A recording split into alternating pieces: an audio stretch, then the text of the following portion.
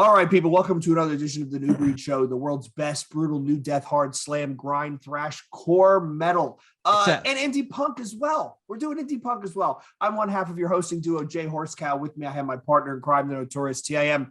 Tim, are you liking the warmer weather? I am, but 90 is too fucking hot. Yeah. All right, so it needs to be cooler than that. Cooler than 90. We always start off with the weather. And this week, this episode, we have a very special guest coming back on where we're actually going to talk to him about his accomplishments, not just sit here and heckle Jimmy Ferrari. He is a singer, songwriter, recording artist, host of the If I Ruled the World podcast, host of the Red River podcast, and the lead singer guitarist for the band Playing Dead, Long Island's own Sam Hoyos. Sam, thank you for joining us. Thank you for asking 10 other people that said no and making me your 11th. So for sure, I apologize to your audience. I will try to talk about cool things and, not my shitty band. we reached out to Sam, and Sam was like, I'm not a new metal band. Why don't you guys? I'm like, Sam, we don't care. It's our show. I'm sorry. I had no idea what, like, you're like, oh, let's do this. I'm thinking, like, I don't know. Let me just address the elephant in the room. Like, I mean, not to be that guy. Like, I'll come hang out if you guys want to talk about whatever the fuck, But it's like, I didn't want it to, like, be like, it's like I didn't want the people listening to be like, fuck you guys. So we're not. So what you're saying is we're not going to see an addition of turntables and bounce riffs to Playing Dead. That's what you're saying. Probably not, like I mean, maybe one day I'll get that 7th string, but it's definitely, like I said, we could talk some Deftones. I mean, you guys definitely go deep. And Deftones already hate me now just for even saying that. But yeah, it's just I'm here to talk about whatever the fuck you guys want to talk about, and so thank you for inviting me. No, we're going to talk about If I Were the World. We're going to talk about the podcast. We're going to talk about Playing Dead. But before we started recording, we started to get into a conversation. Then we realized we had to pause it and start recording. And we were talking about the Deftones. And Sam, you made the remark, which was Koi no Yokan and Diamond Eyes were the albums they were waiting their entire careers to make. Go in on that. Yeah, I think so. Listen, Adrenaline was great. I liked it somewhat. And then Around the Fur came out and I was like, oh wow, I'm like, this is pretty much far beyond anything that I thought the first record was. And then from there they fucking do White Pony, and I still was more an Around the Fur fan than White Pony. But it just like showed like a really, like super growth from there.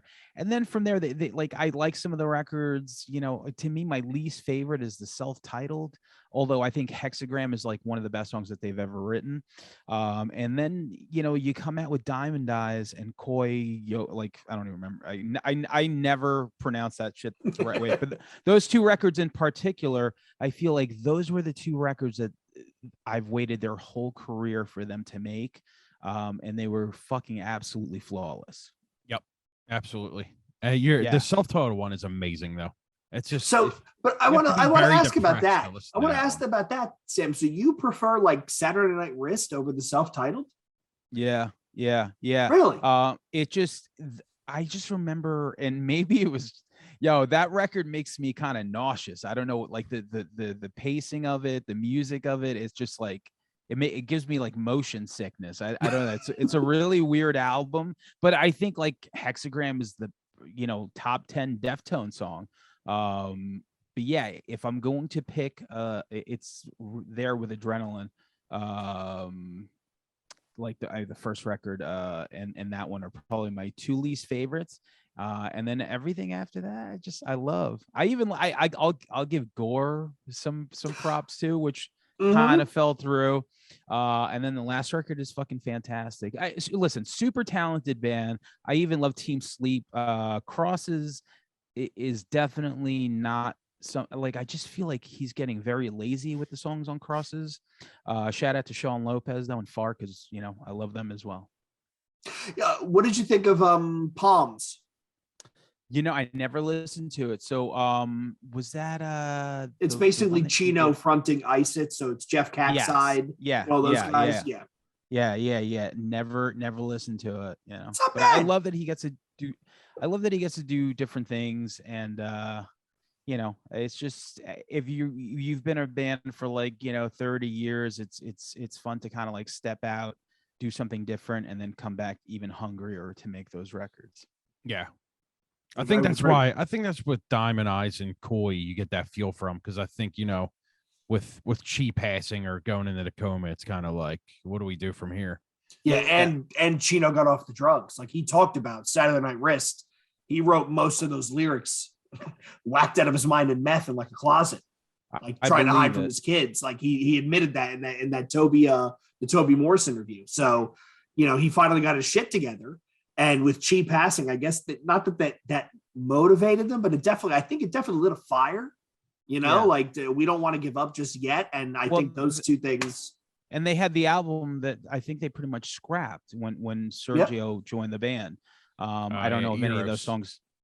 Yeah, like I don't know if any of those songs turned into anything, but there's one song on YouTube. Oh, okay. Yeah, it's good too. Yeah. So it's called Smile.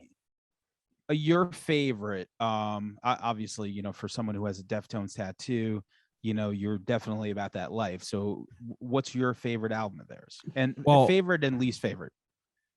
Gore is my least favorite. I think that album is super fucking boring. The first half of it has good tracks, but the second half of it just goes nowhere for me. I can't even listen to it anymore. My favorite record, it's either White Pony or the self-titled. White Pony is just a fucking masterpiece. Every song there is good, but the self-titled one is it's a different kind of beast in my eyes. I see why people hate it, but I love that record. Saturday Night Wrist is the same. I love that record as well. My two favorites, I think my favorite has to be, if it's not Around the Fur, it's Saturday Night Wrist. For whatever reason, I think that opener, what is it, A Hole in the Earth? Yeah. Like it leads in with the guitar and him screaming like, whoa, like that's. Yeah. That's pretty damn good. That riff in Hole in the Earth, it's just like those hits are like really fucking awesome for sure. Dude, like you don't get much better than Cherry Waves and shit like that. Like that's a fucking amazing track. I'm gonna have to revisit the self-titled because it's been a while. That's on Saturday Night Rush, Cherry Waves. No, but I'm saying I'm gonna have to revisit the self-titled because if you hold it that high up, it's just some like after a while you listen to stuff and there's certain records that like Face to Face, Ignorance is like there's certain records where it's like every year I'm like, maybe this is the year that I'll actually like this record. I don't know. And sometimes I like to go deep in the catalog and it's like, oh, maybe I don't know what it is about this record that I didn't like. And for the most part, it never really changes, but it's still fun to be like, okay, enough time has passed, for the self-titled for me to, especially it's not like it's universally panned like Gore was. Gore was pretty much universally like by fans and everyone. So, it would be fun to go back and listen to the self-titled for sure. I did the same thing, Sam, not with music. I am now reading the book Dune for the third or fourth time. And I don't like it any more than the first time I've read it, but I keep like I'm like, this is the year. This is the year where it's going to click and I'm going to make sense of this thing and I'm going to enjoy it. And then I finish it. And I'm like, no, I still don't like this. What did I just submit myself to? How much time? Like you have time to read? I mean, that's amazing. It's crazy how much time he has to read. Yeah, I'm thinking like this guy's reading. Like really? Yeah, like, if I read a page, I'm thinking about 100 other things I have to be doing. Good for you. Yeah. It's kind of if I have free time, and it drives the wife fucking bananas. If I have free time and I got nothing else to do, I got a pile. You can't see with the background on, but I got piles of books all through the house. I just grab one and go sit outside and just zone out. I remember you posted. God, we were talking about on Facebook, and you mentioned a book, and I laughed because it's like an ongoing joke on Red River Podcast where it's like. Langan is more of a reader, and anytime someone the only time I read books was like I went to I did like 30 days each, like in jail like 3 times, just random shit. And like this was like in the 90s, so I had time to read, and that was the only time I fucking like read books. Like I read like Miss America, Howard Stern, and like some like fun shit back in the 90s. But now it's like in my head I'm thinking like, is there an audio version of this that I could walk around and like vacuum to or something?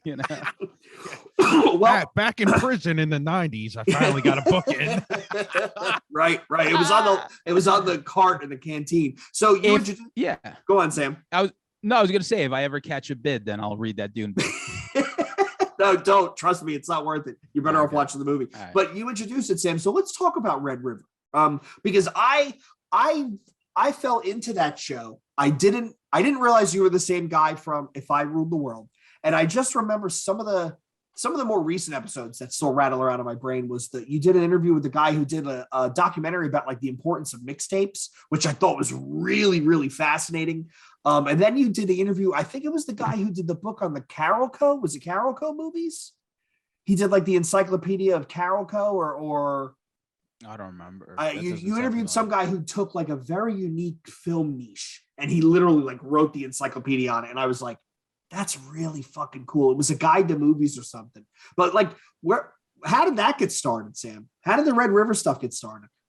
So a long time ago, like Parker, who Tim had on with your other podcast, Sky King calling, Jay.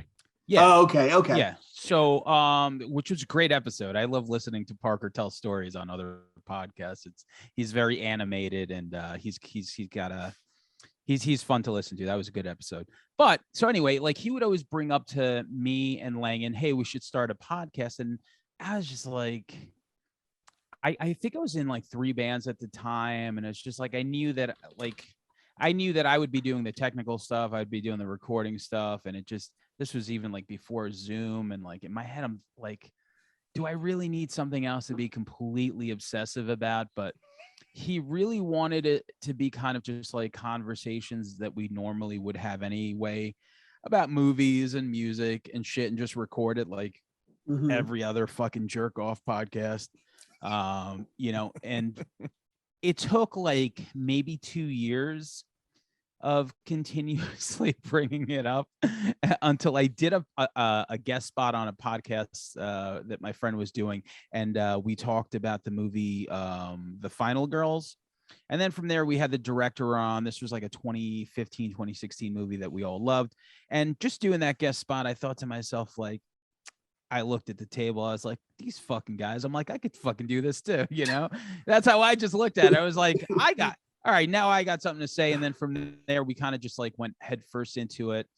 I didn't really know what the fuck I was doing. A lot of like random dumb shit. We just knew that we wanted to invite people on to talk movies, music, and pop culture. So that's kind of what we did. But we in the very beginning, we weren't really like too regimented with like a schedule. It was just kind of like, oh, we'll do this and then we'll have this person on. And the first 10 episodes are probably super painful to listen to, I would imagine. And then from there, I think we kind of figured out what we were trying to do. And, then from there, it just like anything in my brain, whether it's the band or whatever, like, I don't want to do one thing. I want to do many things. Right. So it's like, I don't want to talk about one thing. I want to talk about anything that I want to talk about, whether it's Weezer or 80s hip hop or fucking having like Brian Usna on the podcast, you know what I mean? Like shit like that. So that's kind of where we went with it.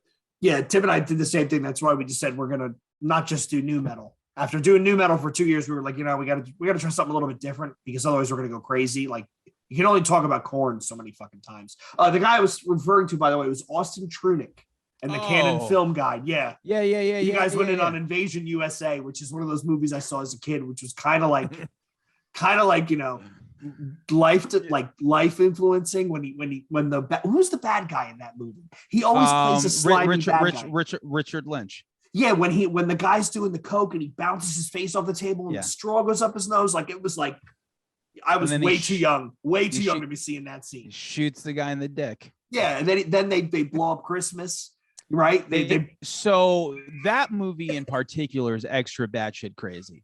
We later on we had the writer of the movie as well, because we were trying to do an Invasion USA episode, and I was like, the show is so organic because it usually just begins with a post and we all start thinking, well, usually just me, I start thinking because so like we're thinking of Invasion USA and we're like, oh, let's do a deep dive episode on Invasion USA.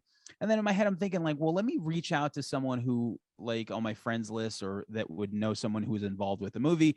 And then from there, I got linked up with the writer. So the guy that wrote the movie did an episode, and that's usually how everything starts. It's not very well thought out whatsoever. It's usually like that's usually the best episodes, right? When they're organic, where it's just Tim and I we'll be riffing off something through chat. We're like, hey, you know what? That would probably be a pretty good episode, and then it just goes from there. Yeah. So and from there, just that movie is just, it's probably my favorite Canon Films movie. Because they blew shit up for real. Like it just legitimately looks like a real invasion and just like lots of explosions and just shit that just doesn't even make sense. It's just like an invasion on Florida and people getting killed. And like, they literally like were smoking people in a mall. Like it was just, have you seen nuts. it, Tim? Have you seen Invasion USA? Yeah. The one part in there is fucking hilarious. And that he was in, it's like the dude in the hallway. Maybe I'm thinking the wrong movie. He like opens a door and just blasts this dude away. And then he starts shooting back. Oh, God damn. I think I've seen it on Sam's page that he posted one day. And I watched a clip like 40 fucking times. And I'm like, holy fuck, dude. He just straps something on the dude's back after getting shot like 14 times and it just blows him up. Yeah. So that was probably the ending. So if anyone wants to see it, I think it's on. It should be on Tubi now, which has everything. Tubi is dangerous to browse because it's all this lowbrow 80s action cinema and like raunchy comedy. Too. Yeah. Amazing docs, and that's how we got the dude. So like, we got one of the people on there because same thing. Like I'm up late at night watching this documentary, and it's like Underground Inc. And I'm looking at like the first 15 minutes, and they have Jawbox, Handsome, Helmet, and I'm like, this is fucking ridiculous. I'm like, great doc. Yep. Who the fuck is doing this shit? And I fucking like I post about it, and I think somebody was like mutual friends with him, but with the director. And I was like, yo, man, I love the movie. And he like just hits me back. He's like, if you want to do an episode on the podcast, I'll do it. And I'm thinking like, how does this guy even know I have a podcast? But it's just like, that's the beauty of it, because at the end of the day, it's like these conversations that we get to tape. It's like the three of us are having a conversation and we touch on these topics and people could like kind of like eavesdrop and be like, oh, that's cool. Like, I wish I was there. Like, I want to bring up a point. Like, hey, I hate what he said. I love what he said. So it's just really fun. It's a way to kind of like be super inclusive with these conversations so people could listen to them and, kind of enjoy them for later. That's what I get out of a podcast. Yeah. I mean, those are the best ones where you're listening along, you're yelling at the radio when they say, oh, what was the name of that album? And the two hosts are like asking each other and they're totally like eating a dick. And you're like, how do you guys not know this? Like you're getting mad listening to it. It's like limp croissant, limp I don't know. It's band limp toast. It's fucking biscuit. Right. That's us every single episode, at least once. We should have came prepared for this one. Yeah, we did an episode where Tim and I were laughing, going, I guarantee you right now, everybody is staring at their phone, just screaming because we are totally botching this entire line of questioning. So how fun of it though? How often do you guys do episodes? We did a lot in May, and then we'll take like 2 weeks off. But, we kind of like excuse me, we kind of Sam will like, if like you, a couple ideas come together, Tim and I start working out some stuff, we'll bang out a whole bunch of episodes. And then like we'll schedule, like in the meantime, we're doing outreach, trying to line up interviews, because if you reach out to 10 people, maybe 5 people respond, maybe 3 are interested, and then maybe 2 you can get it to work, like schedule wise. So we kind of just like, it's very much peaks and valleys. We'll have a month where we just like literally January, February, March of this year, we went kind of fucking bananas and we taped a whole bunch of stuff. And then, it kind of dries up. We take a little bit of time off. We're trying to take some time off for the summer, but we've kind of gotten into the groove where we have a rotation of types of shows. So there'll be an interview, there'll be like an album deep dive. We started doing this thing which is called In Defense Of, where somebody comes on and defends an album that we think is heinous. And then we'll do like a topical. So Tim and I just did this is going to piss people off. The big four of the big four goes new metal. Oh, that's so cool. The Metallica, Megadeth, Anthrax, and Slayer albums from that era, are they actually new metal? And Sam, I got to tell you, Megadeth's Risk, it's not good. Oh, are you kidding me? That, like, I just recently listened to that. I don't even remember why I put that on, but maybe because I just missed it. And I just remember listening to it going like, it was just like, Awful. yeah, it's something. Like if it is really something that people should listen to. I probably listened to like the first 4 songs. And it's just I couldn't believe that was a Megadeth album. But yeah. Hey, listen, eventually you got to try something different, but a lot of times those things don't really land unless you want to be Slayer and you just make Slayer records from beginning to end. Yeah. I can't stand when he's like insomnia. Like, yeah. Shut the fuck I'm up. texting Tim and he's like, yo, I'm about to go in on this Megadeth album. And I just replied with LOL, make it to track 5. And Okay. I'm watching my phone and all of a sudden it bings like 6 minutes later. He's like, I got through track 2. I can't do any more of this. I'm sorry. Horrible. It was bad. It was so bad. Yeah. And now I would think, Sam, you'd probably agree, you know, back then, Tim and I talk about this all the time. Back then you saved up your allowance to buy a record, right? And you bought the record. And even if you hated it, you forced yourself to listen to it because you spent $15-$16 on it. And sometimes you would come around to like it. Whereas now you get like 3 songs in, you're like, yeah, this is terrible. Nope. You don't like kind of marinate with it. And I don't know if that's a good or a bad thing, but you know, that's the age-old question now. You know, it's a lot easier, even for someone like me that has a band. It's easier to be heard, but it's harder to be found, because at the end of the day, like, you know, you're listening to one thing and sometimes you're like, oh, I want to listen to this, you know, 100 other albums that just came out. You know, but yeah, when you get that one record, there were records that you buy for sure where I'm just like, I can't believe I only like the second song. I'm like, this is impossible. I gotta listen to it 100 more times until I could convince myself that I like this. And that's what you did.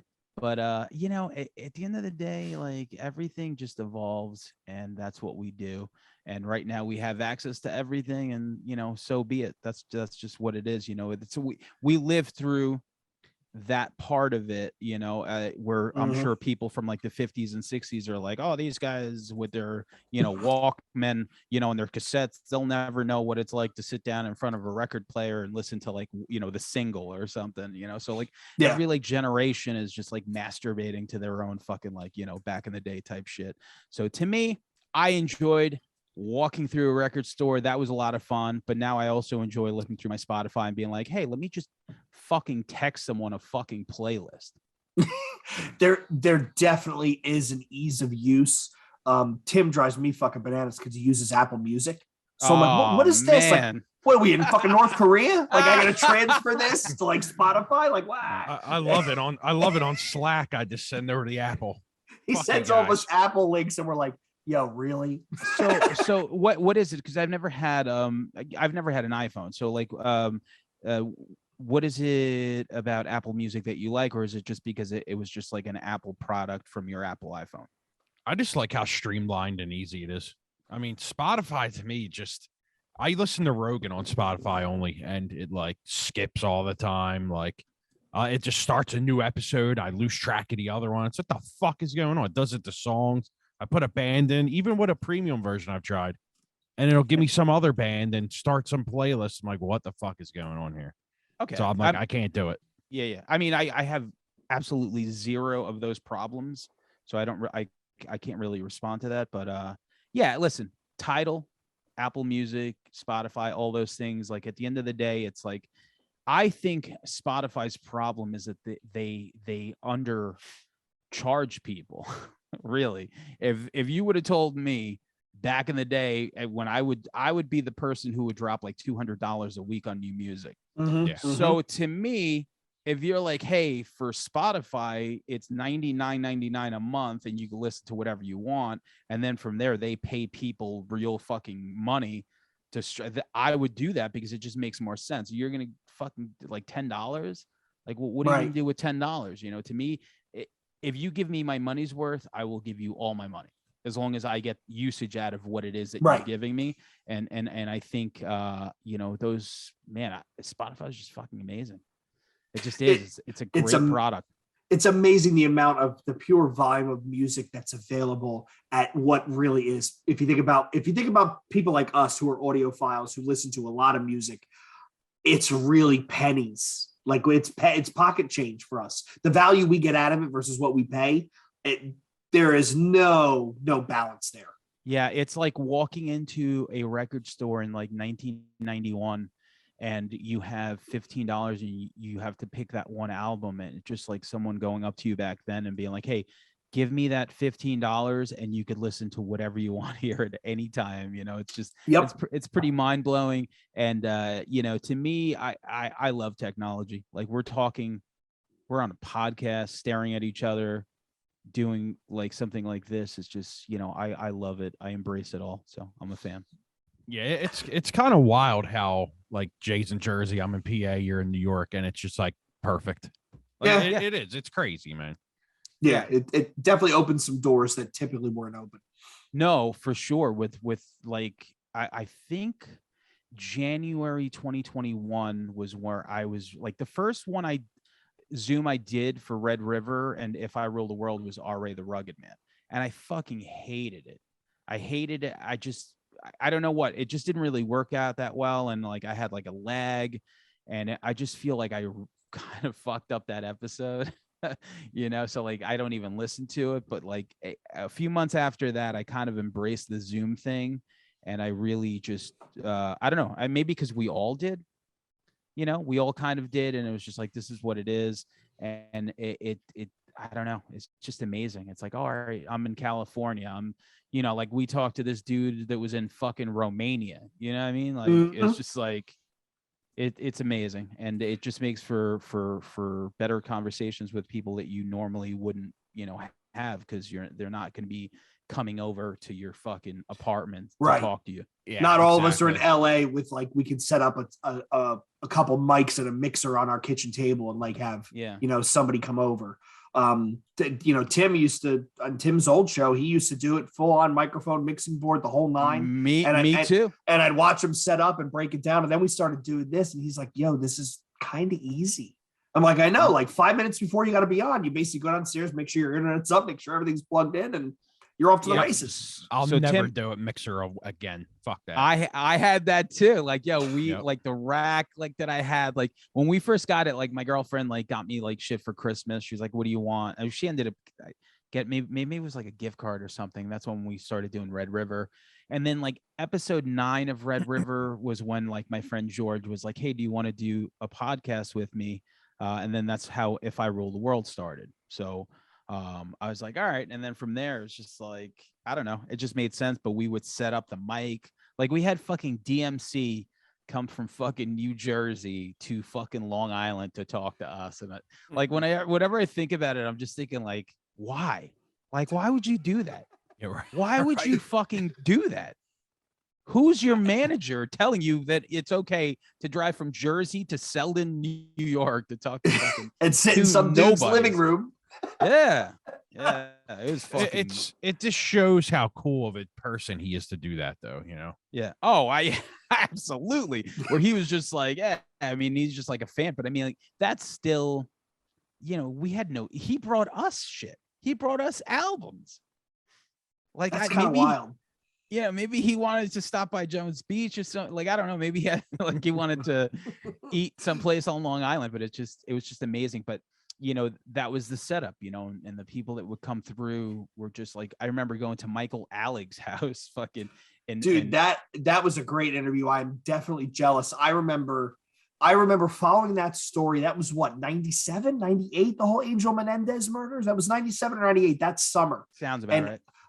You forget, Sam, I'm old. And I remember I'm 44. Okay, so you're right behind me. Jesus, Yeah. Tim's the youngin' here. Finally.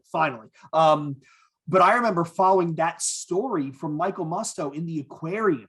And I was Yeah, home Michael for Musto. summer break, and I used to pick up the aquarium every week because it was the cover story and they were unpacking the whole thing. I remember going to the Limelight, underage, good times. And it's kind of wild that you got to interview him. He actually passed, right? Heart attack or something? What got him? I mean, I don't know. I wasn't there. I mean, we could all assume what it was, you know, from the Past interactions that I had with him. But yeah, it was interesting for sure. It was in Coney Island, so we went to like some apartment and like set up. You know, we're there face to face, and like George had history with him through like decades ago. Doing a podcast with George and myself, like between the two of us, I feel like we had like a lot of 6 degrees of separation with a lot of people.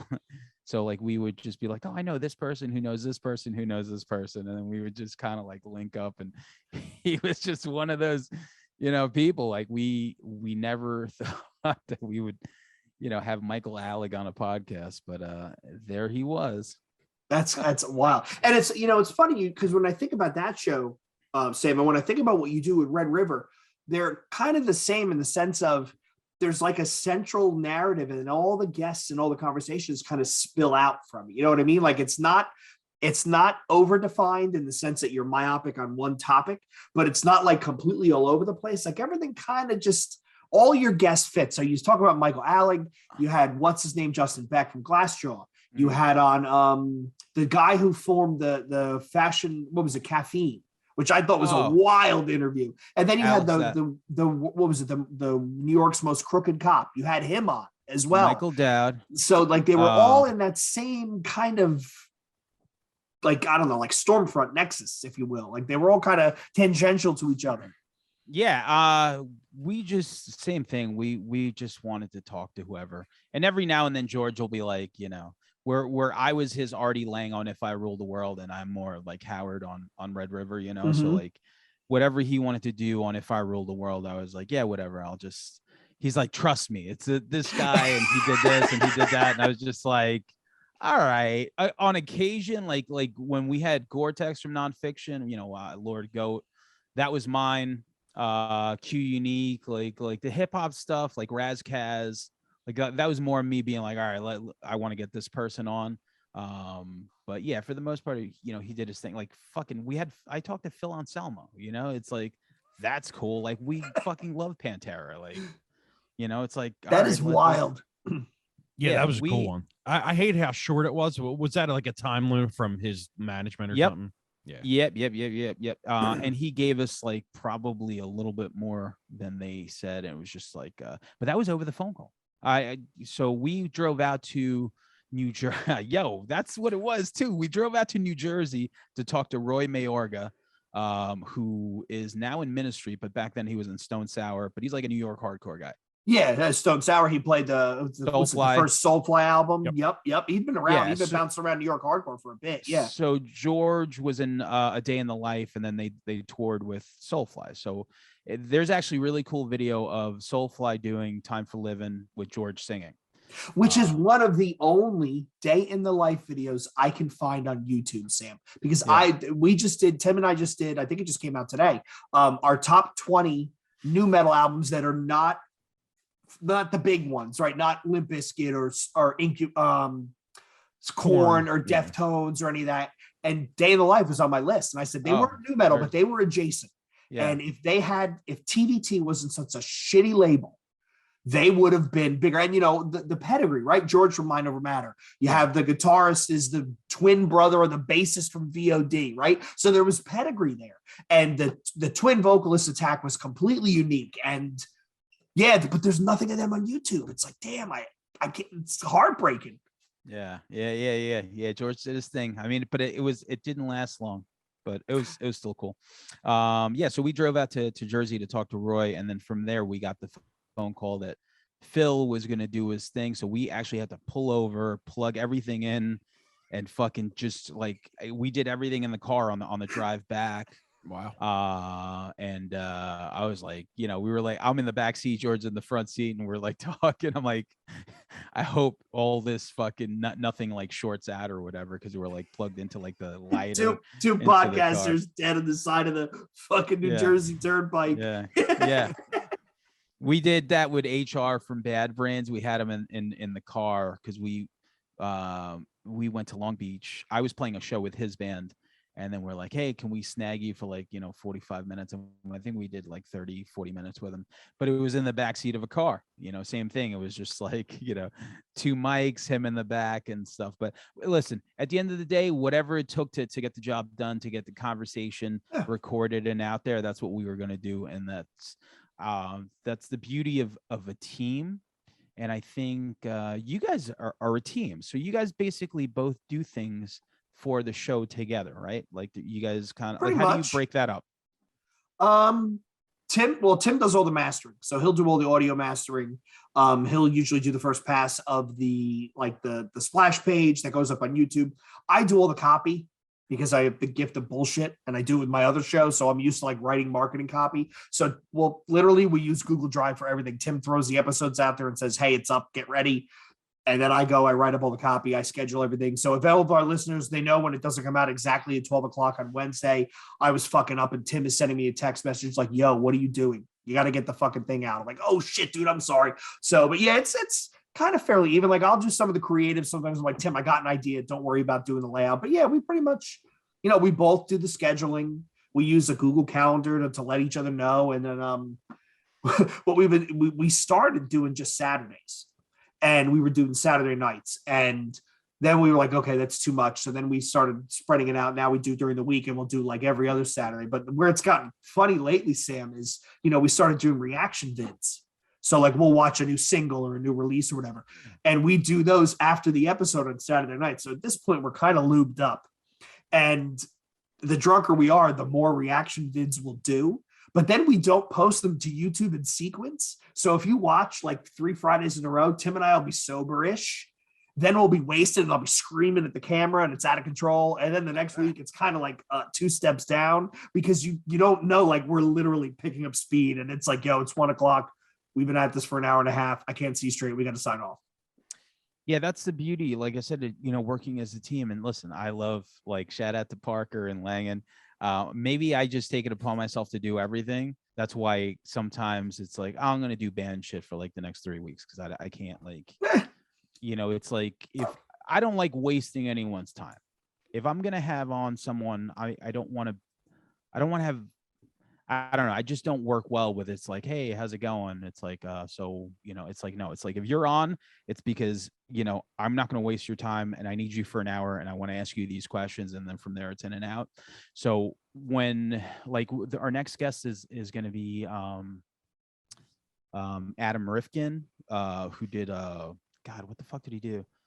He directed Detroit Rock City, The Chase, just like a bunch of cool shit. Right. And it's just like, I put him like a few weeks away because like I actually have to watch it. I have to come up with questions. Like I don't want to waste this fucking dude's fucking time. We have a mutual friend. So that's why that worked out for us. So it's like, man, it's just it. So whenever I don't feel prepared is like maybe when I'm like, oh, let's just do like a random music episode that I could kind of like bullshit my way through, Yeah. So I haven't like really like reached out to, like usually like whatever directors and stuff, because it's like, yeah, you got to do your homework. Tim and I do the same thing, right? Like before we do an album deep dive, we literally come in with track by track notes, and Tim will look up the history, and I'll look up like reviews at the time that were published of the band, and then that's great. Yeah, so like we put our work in. There's one show idea we have bounced around that I literally punted it for 6 months, and then I had to cancel it because we got to come back to it. But we have some ideas, like they're actually going to take some production work that require cast and all that. I reached out to you, but don't say anything online because we don't. As soon as you speak it, someone's going to steal the idea. But we have some ideas like that where you got to put the work in. Right? I love it. Yeah, no, for sure. Yeah, and even the logo behind you, I think it's great. I know Tim was doing like 3 shows at once too, so he's about that pod life, Yeah. So yeah. Yeah. I always say to Jay, I always say to Jay how I wish my other show I would have went about the way you guys do it, because it's like if I would have did it where I just we'll put out an episode whenever the fuck I get an interview, I think it would have been better. But see, that's why I like the way you do the Red River thing. It's like there's no expectations. You do it when you want. It's great. Yeah. And it's not even by design. It was just kind of like, I think once we feel like it's kind of like a thing that we have to do, it kind of like makes it a bummer, where it's like, oh, we have to, but at the end of the day, it's like, who the fuck is like, we have like no humongous audience. Like, well, all right, sorry. Like my friends are going to have to wait 3 weeks to listen to like us talk about 2 Weezer albums.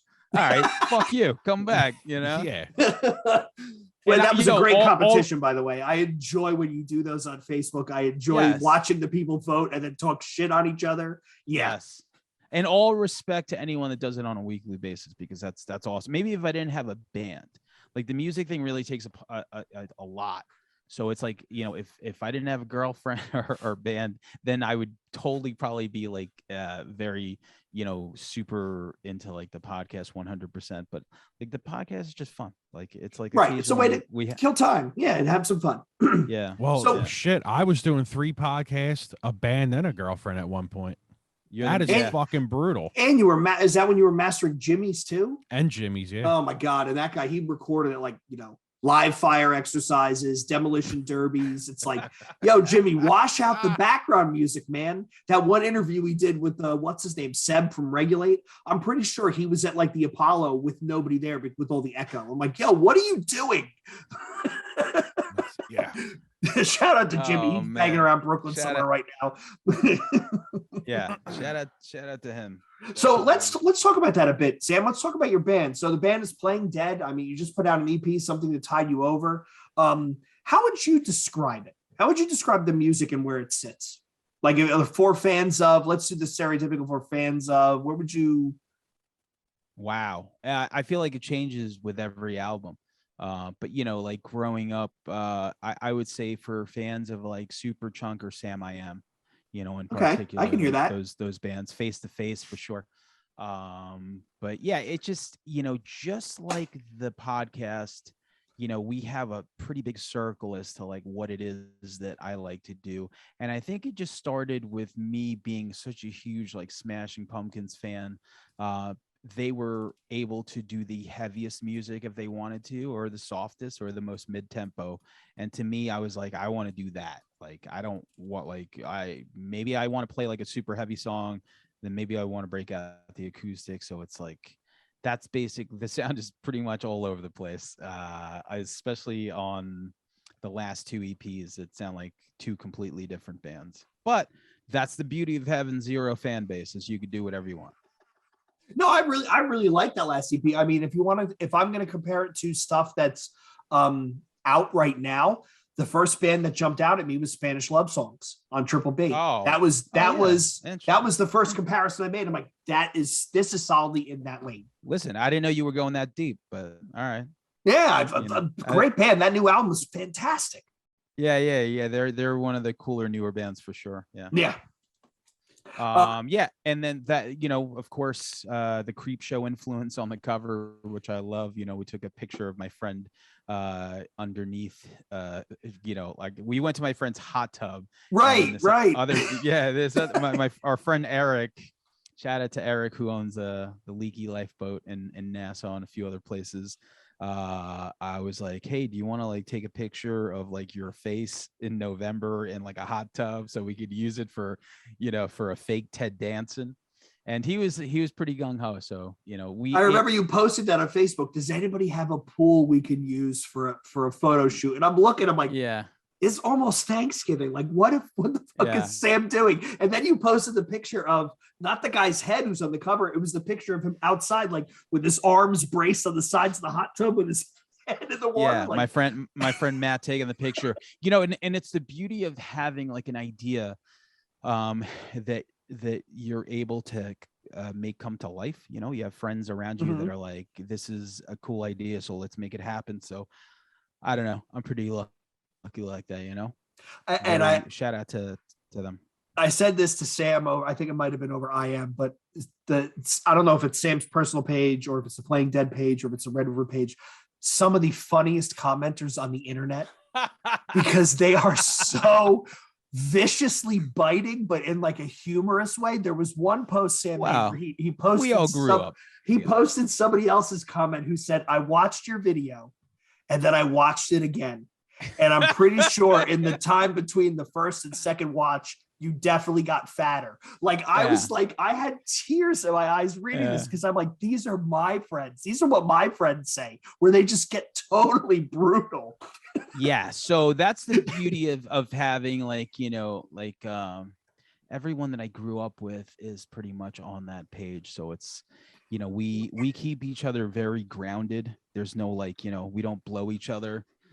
It's very like grounded in reality, and they're very supportive of what I do, but if there's a joke to be made, they're going to make it, and more than likely it's going to be very fucking funny. So that's what I appreciate, because like you could just like be whack on Facebook, and a lot of times like people that don't know each other like try to like get in on the jokes, and it's like, nah, it's like you didn't grow up with us, you don't know us, you can't really, It's even funny for the guy who's sitting outside watching, because you watch the conversation develop, and it's like biting insult, laughter, biting insult, even more biting insult, bigger laughter, your mother joke, insult, like it literally just keeps going. The beauty of it is too, it's just like they're funny, like they're legitimately like funny. It's not like it ain't whack shit. It's like legitimately like where you just like, oh man, that was good, you got me. It's just funny because I sometimes I see threads and like it's like one corny comment after another. I'm just like, oh, the fuck out of here with this shit. So what's next for you guys, Sam? Because you've been playing a lot of gigs. You've been playing all over New York. You've been playing some stuff in Jersey. What's next for Playing Dead? Yeah. So we just went back into the studio again to do another 6 songs.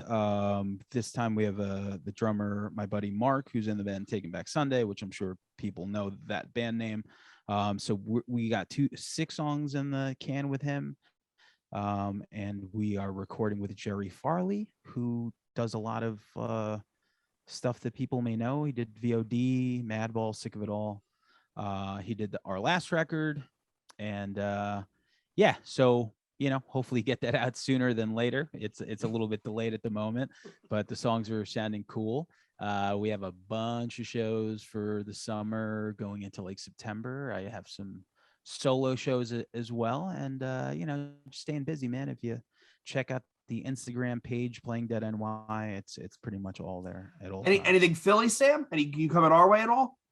It's been a minute and I have no plans, but like we probably can. It's a tough, honestly, dude, it's a tough city. It's a tough crowd here. It really is. Well, we would reach out to people from there. This band called Cross Keys, which I talked to. They said they probably have something in the fall. But I mean, we have friends in Philly, so if we wanted to, at that point, we would definitely go out there and play a show and text you, and you won't come, and it'll be good. As well, Tim won't come. He doesn't leave the house, but yeah, I'll be there. I got nothing else to do. And I think I'm going to see the Fetus myself on Saturday. I think I'm going to be sitting there at the TLA. I'll just tie one on and Uber at home and see what happens. There you go. Yeah. But you also don't you also do, Sam? You have like a cover band where you guys get together and just blast through like Misfits covers and stuff, right? What's that called? So that's called Cover Me Bad. I know, it's pretty funny. Like one day, like man, it was probably like over 10 years ago, my friend Mike, who's in a band called the Ice Cold Killers, and he was just like thinking of a name, and he said Cover Me Bad, and I was like, I'm like, I don't care what anyone else says. I'm like, that's the name of the fucking band. I'm like, it's fucking just like, it's so stupid, So we just started playing stuff, for like New Year's or like Halloween. So it's very much like, we like doing like either a basement or, we've done some weddings, but it's usually just kind of like a way to just go play like 30 covers with your friends, and everyone kind of has a good time. And it's like everything from like, In Excess to like Against Me to like the Ramones, Misfits, Pixies, just a huge playlist. Right. And you can cover other people's shit. Everybody's there having a good time singing along. You're not really stressed out, right? You're not like, you don't have to perform. It's really just, I'm literally hanging out at a party and playing for all my friends, and we're all having a blast. Pretty much. And it was always like a Halloween party, at like someone's house and shit. And that's kind of like how everything started. And, it would be like a garage or a basement. And it was just like members from other bands that occasionally would take, like that month off to just do the cover stuff. And it was just fun. It's like you get a break from your band to just go do something fun. And people, it's just so people have a good time and sing along. Right. So what do you listen to these days, Sam, that's modern? Anything modern? Any newer bands that you've checked out you really kind of gassed on? Yeah. Let me see. Let me just look real quick at my so what I do every year that starts off is I make a playlist for the year. So anything that I hear of the year, I just mark it and I put it over. I really like, and I know Tim likes OT The Real. I think the new OT The Real record is fucking amazing. And it's just because Static Select is just amazing. And just to see them have a full project together is pretty cool.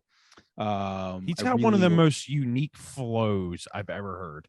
Yeah, for sure. And I get like some people don't like it, but I just, he has a really simple, like it's like a storytelling flow. Yeah. But also just the production on this record and the last record are really good. Definitely. I really like the new Frank Turner record, Fountains, Fontaines, DC. I like the new Pup record, the new Hot Water Music record, Superchunk, definitely. See what else. Drug Church. I gotta check that out. I've had that on my list. The last one was great, but I've heard men's reviews about this one. How would you compare it to the one previous, Sam? I like it all. I really do. Like I don't think that they have a release that I don't like. So like, big fan of it. I think the new Cave In, I haven't really jumped in all the way in, but what I've heard so far, I really like, even though I think like for me personally, I know like I'm in the minority, but Antenna is my favorite. Antenna and Jupiter are both great albums. Yeah. Antenna's fucking awesome, right? Like it's fucking like really like Lost in the Air. Some bangers on there. Does that have Inspire on it? I don't remember that title, so probably not. They were a band who played up to their abilities, and they totally lost their fan base because they were doing something different and the fans didn't know what to expect. But I really think those two albums, you cut those albums out of that timeline and you release them by a different band, they would have gotten huge. For sure. They had it was too much weight of everybody wanted Until Your Heart Stops and Crossbearer. That's what they wanted to hear again. And they went in a different way. Yeah. Antenna, Stained Silver, Inspired, Joy Opposites, Anchor. Yeah. Great record. Yeah, for sure. I mean, it's just they could have really pushed it on that one, because I think the one after was like Pitch Black something. Perfect Pitch Black. Yeah. And I think they kind of like they did that sidestep where they're like, oh, maybe we're losing our old audience. And I think it was a mixture of like the earlier screamy stuff with whatever they turned into. And I think after that, they just kind of disbanded. But, Mutoid Man came out of that, which I think is really amazing, killer stuff. I think the band Idols, one of my favorite like newer bands, probably my favorite live band to see at the moment, for sure. I would say Idols and Run the Jewels are two groups that I could just watch, and their live performance is just fucking purely amazing. And then I'll throw in, to lose points.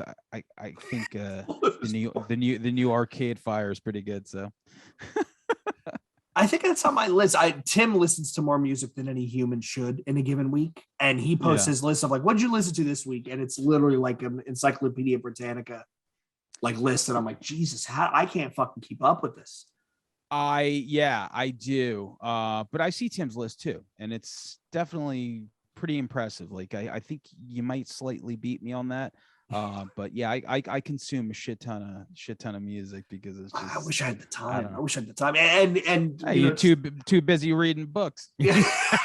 Yeah, I knew that was going to come back and bite me. you got to go to jail and just fucking listen to a lot of music. Well, I try to put it on in the morning, like before, because I work with a lot of people on the Pacific side, on the West Coast. So like those couple hours in the morning, I'm logged in. I usually have my Spotify up and running, but like all it takes is one thing where I got to actually concentrate on it, and I'm like, I can't listen to this fucking Origin shit in the background. I can put on like some like spiritual healing like music at 430 hertz, right? Like reinvigorate your chakras or some bullshit, because I need something in the background, but I can't have something that it's going to make me want to pay attention to it.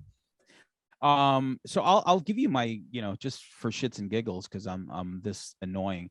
I'll give you my top 10 albums of last year. Okay. If you give a fuck. Definitely. Yeah, I'll go 10 to 1. Face to Face. So these are all new albums. I'm just going to say the name of the band. Face to Face, Citizen, Turnstile, Fiddlehead, Dinosaur Jr., Manchester Orchestra, Idols, Quicksand, Cloud Nothings, and number one album of last year for me was a band called Bleachers. It's from Jersey. I recognize a good 70% of that, so that's not bad. It's not bad. Then I'll give you my hip hop 10 album. Okay. So 10 to 1, Tyler the Creator's album, Ural Droog, Big Ghost, the album he did with Eddie Kane, the Styles P and Havoc record from last year, so good. Loved it. Right? Wasn't that great? Loved it. Oh my The production on there is so good. So good. The West Side Gun record, DJ Muggs and Crime Apple, the Peter Rosenberg compilation, Late Night, was really good. Then the Eric Bobo and Stu Bangers album. The Evidence album from last year is just, like, this is a guy that just keeps putting out great records. His last two were amazing. And our number one, which all three of us had the same number one when we did this on Red River, which is DJ Muggs and Rome Streets album. So Wow. Yeah. It's killer for sure. But speaking of cool stuff, like the number 3, having Stu Bangers on the podcast and Eric from Cypress Hill on 2 separate episodes, those were both fucking killer and really cool. I was just like, yo, it's like this dude from the Beastie Boys and fucking Cypress Hill. Like I hit him up and I was like, oh, you want to do the podcast? Because we had Stu on. He was like, sure. And I was like, why? Why'd you say yes? Doesn't even make sense to me. Like in my head, I'm like, why would you say yes to me? It doesn't make sense. There's definitely times when like me and Jay will like message each other and be like, did that dude really say yeah to come on here? Like, okay. Tell me who. Give me like some examples. So the dude from Snot was crazy for me. Could not believe he said yes. So we got John Toomer Fonenstock, who's the bassist from Snot. And we reached out and he was like, yeah, I'll come on. When do you want to schedule it? And we were like, and he was so cool to talk to. Like he was a lot of fun. Yeah. The Lance from Down the Sun, which is one of those forgotten new metal bands, we had him on. He was fucking Sam. He was hysterical. Tim and I were laughing the entire time because he really was so funny. Okay. And not to mention Jay kept calling. Oh, I kept calling him the wrong name. It was terrible. But he was like really cool to talk to. We've had some other people we've reached out to where we're like, oh yeah, they want to come on. It was what's his name from Nonpoint, Elias from Nonpoint. One of the coolest. I got to give him credit. He's the coolest fucking guy. Doc Coyle from God Forbid.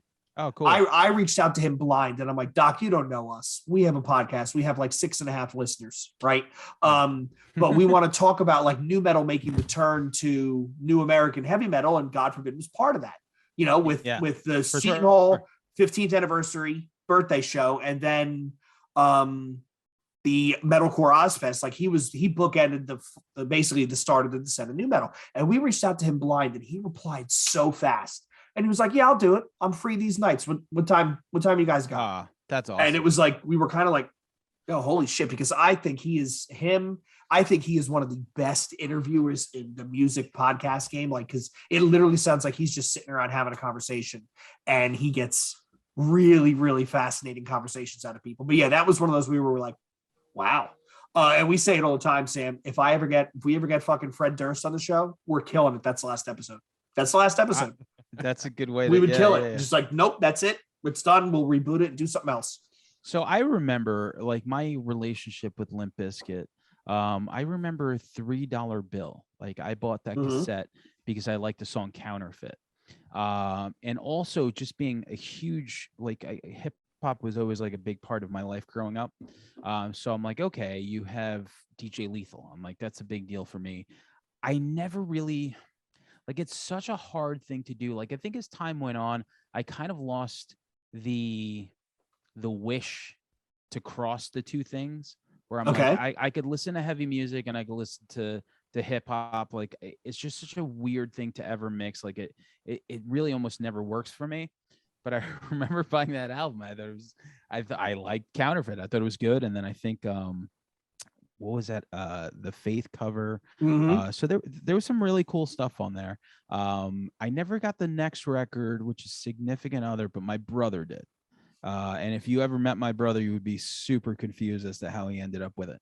But he might have gotten it just for End Together. Is that what it is? End Together now. Yep. So, I mean, listen, DJ Premier, Method Man, it was just really cool stuff. And I think that was it. Then I kind of like lost, like, I didn't really know what they ended up doing. So I know they just put out a new record, and I know they put out a new song, Father stuff, right? Father? Dad Vibes. Okay. Not bad. No. I mean, I you guys like the album? Yes. Yeah. Yeah. Okay. Yeah. I kind of lost interest with them after Significant Other because at that point I started getting into. We were just talking about this. I discovered Poison the Well. Oh. And when I discovered Poison the Well, that led down that rabbit hole, right? So it was all that Ferret Music, Trustkill, early 2000s stuff, and I kind of left nu metal behind. And lately, I've come back to that stuff like the late stage Limp Bizkit, so Chocolate Starfish and Gold Cobra and the Unquestionable Truth EP, and I'm like, damn, I'm convinced they are the best nu metal band because they never changed. Like, it was always tongue in cheek. It was always, this is us. If you don't like it, eat a dick. They never tried to be artistic, or they never tried to be, they just did what they did.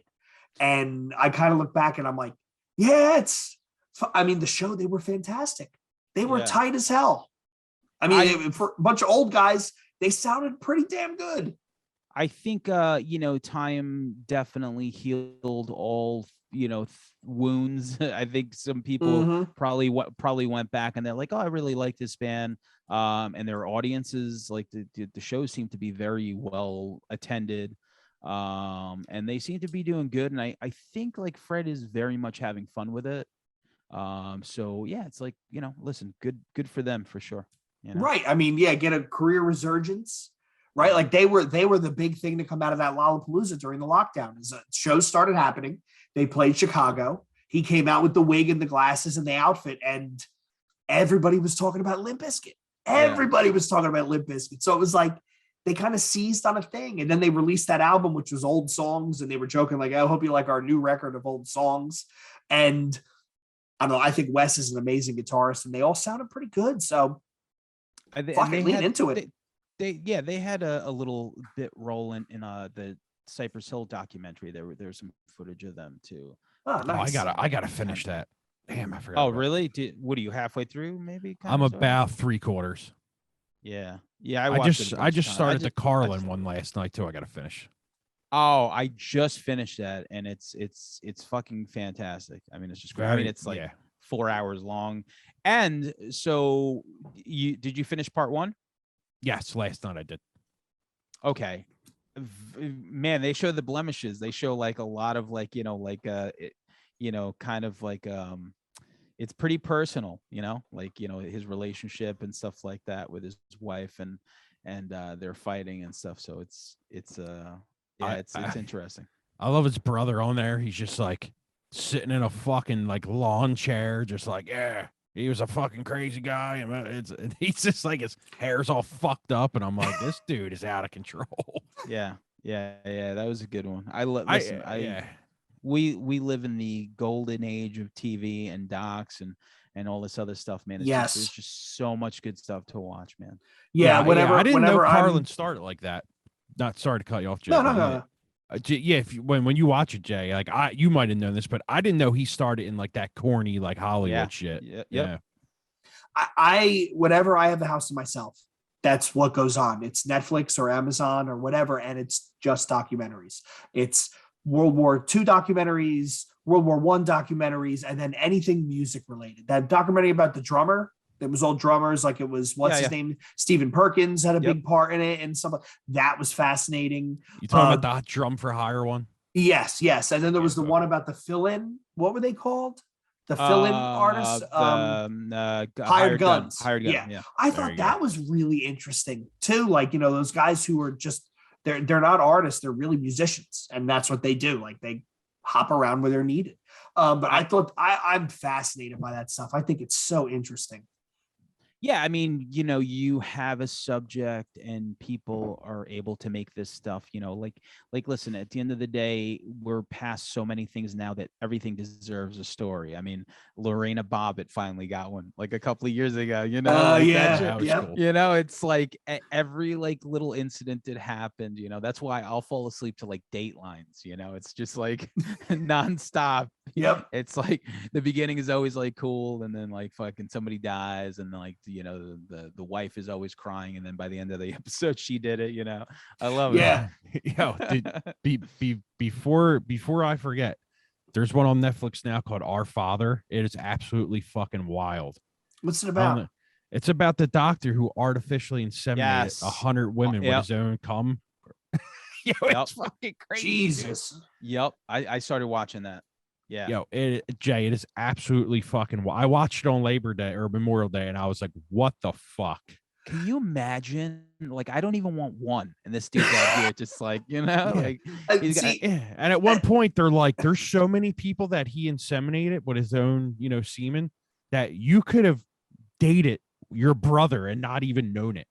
Yeah. That is kind of insane. Yeah, but you're right, Sam. We really are in that golden age where any even remotely interesting story gets turned into a documentary. I keep meaning to watch that one on Netflix about the guy who robbed the bank, the pizza delivery guy who had the bomb on his neck. So remember that out in PA? Listen, that's Evil Genius. That was 4 episodes. I remember when that story happened. I just didn't really, back then you couldn't follow things unless you followed them. Like it was just like if you didn't catch it, whatever happened that week on TV, there was no way to look it up or whatever. That 4-part docuseries was fucking fascinating. That was one of my favorites. It was good. Was it? Okay. Because I keep meaning to start that. Oh, you didn't even fucking watch it? I haven't started. You know which one I got caught up in? I got caught up in the one where I forget the name of it. It's the guy who was the town bully who was shot in broad daylight in like Missouri, and there was all those witnesses and nobody came forward and said who did it. Do you remember that story? Wait, hold on. Now it's going to bother me. Hold on. That's fucking hilarious, actually. Documentary. Like he beat up so many people. Everyone was just like, fuck this guy. Town killed bully. No one saw a thing in Skidmore, Missouri. Yeah, this guy literally like broke people's arms, witness intimidation, like shooting people's houses. He shot some guy with a shotgun. He was day drinking with his wife. He goes outside, he gets in the truck, bunch of shots ring out. He's shot dead in the truck. And there were like 40 witnesses. It was in the middle of town in the middle of the day, and nobody said a thing. That's karma. That's one. Well, it definitely was karma. It definitely was. That check cashed hard.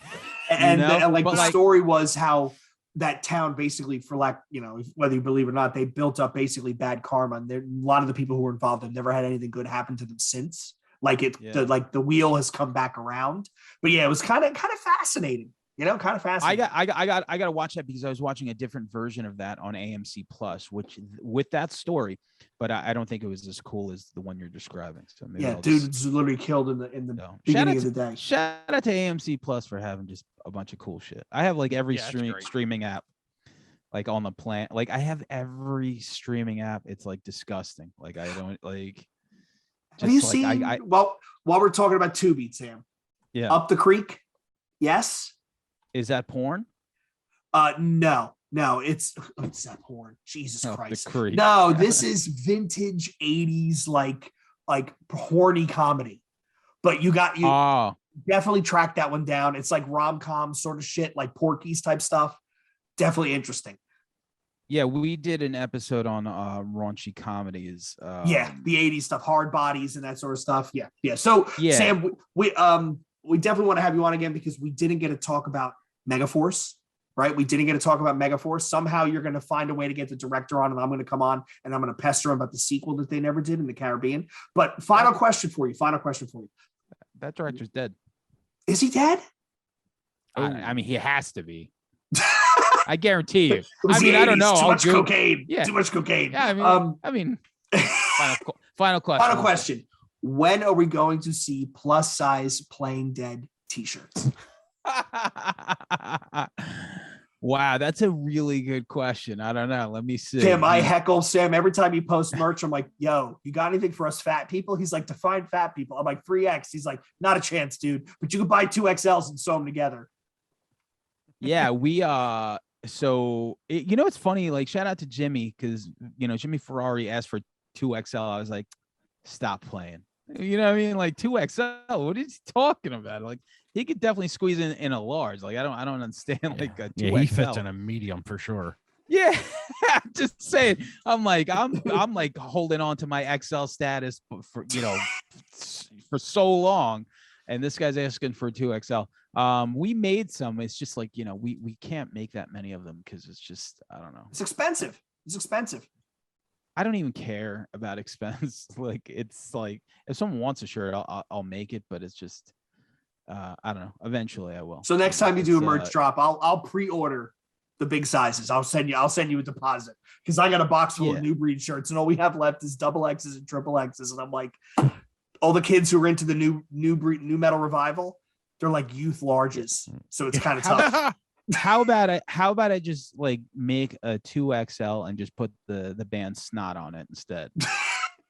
It'll work. Yeah, it'll work. Just seems like I feel bad. You don't have to get a shirt. Don't worry. No. All right. So, and you're right. Hal Needham was the director. He was the stuntman. He directed Smokey the Bandit. And yes, he died in 2013. So, Sam, taking us home here. People want to find Playing Dead. They want to find Red River Podcast. Where do they go? Where do they find you? Well, I would imagine there's a little device. There's a phone or a laptop. And then there's this little search engine, and it's called Google. And if you type up Playing Dead NY or Red River Podcast, it'll bring you to wherever the fuck you want to go. So perfect. Cool. Awesome. That's about it, really. So, thanks for like letting me hang out. So, I like doing stuff like this. So thank you so much for inviting me. Oh, thanks for coming on. Thanks for canceling band practice. This was fun. I'm sure we could go another couple hours. But it's just work days. It kind of straining. It's draining. I definitely, you know what it is? Like you guys book so far out ahead where I'm like, I don't know what I'm doing June 1st, but I guess Sam was like, I could be dead by then, but okay, put me in. Well, because like what happened this week was like Tuesday, I went to go see the Dinosaur Jr. documentary yesterday. So I was like, I'll move practice to Wednesday. And then like I saw it was June 1st. I was like, why does June 1st sound familiar? And then I noticed because we have a show on I have 3 shows. So I have like 3 shows this weekend. And I was like, you know what? I'm like, I would rather cancel practice and just play whatever we're going to play on Saturday than bail again. So fair enough. Yeah, for sure. I couldn't do it again. It was just like, I'm like, whatever it is, that's why like a week in advance is cool. But you were like, how about June 2023? I'm just like, maybe, I don't know. Hey man, whatever. We got a runway. Yeah. Awesome. So Sam, we really do want to thank you for coming on. This was a great conversation. Hopefully the first of many. Shit, maybe one day we do a crossover with Red River on bad new metal documentaries. I mean, we could really have a fucking fun time with that. Dig out the Korn videos and shit from back in the day. Whatever you want to do. Kind of wild. So thanks again for Sam. We're going to throw a bunch of links to his stuff in the show notes. Thanks again for all you listeners, watchers, tuning in once again. If you like what you heard, if you like what you've watched, newbreedpodcast@gmail.com, newbreed_podcast on Twitter and the Instagrams. You can find us on Facebook, and we're this close to weeding out all the New Breed country Western fans. So the conversation's getting a little bit better. So thanks again for tuning in, watching, listening, joining. And until next time, this is New Breed Podcast saying peace. Later. Bye.